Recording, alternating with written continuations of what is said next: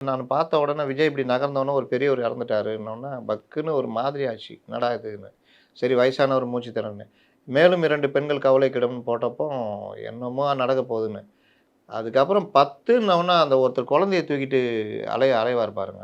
நம்ம கண்ல தண்ணி வந்துச்சு எனக்கு. இது நான் பார்க்கும்பொழுது, ஐயோ! குழந்தைகள் அவங்க என்னென்ன கனவோட வந்திருப்பாங்களோ, விஜய் பார்க்கணும்லாம் வந்திருக்கும் அந்த குழந்தைங்க. அப்ப அவர் கார்ல போறாருன்னா, அந்த வீடியோ பார்த்துட்டு தான் போயிருப்பாங்க. திருச்சியில இறங்குனோனே அட உங்களுக்கு பாசம் இல்ல, நேசம் இல்ல, எதுவும் இல்லங்க. நடிக்கவாவது செய்யலாம்ல. நீங்க நடிகன் தானே. டக்குன்னு பத்திரிக்கையாளர்ட்ட இறங்கி நான் என் வாழ்நாள்ல நான் அந்த மாரி இல்ல.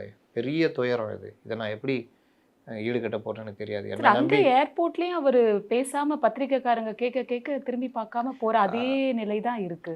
ஒரு விஷயத்த எப்படி ஹேண்டில் பண்ணணும். டக்குன்னு பேசிட்டா, பாதி மீடியாக்கள் அத எடுத்து ஒளிபரப்ப ஆரம்பிச்சுருவோம். அப்ப இவருக்கு எதிரான பிரச்சாரங்கள் அடிபட்டுரும். அவர் என்னய்யா பண்ணுவாரு? அவர் தான் மனம் வருந்தி கண்ணீர் தளும்ப பேசிட்டு போறாரே. இதுக்கு நான் இழப்பீடு வழங்குவேன். அவர்கள குடும்பத்த நான் பார்த்துக்குவேன். இப்படிலாம் சொல்லிட்டு போறாரு. அப்புறம் என்னான்னு? பண்ணல.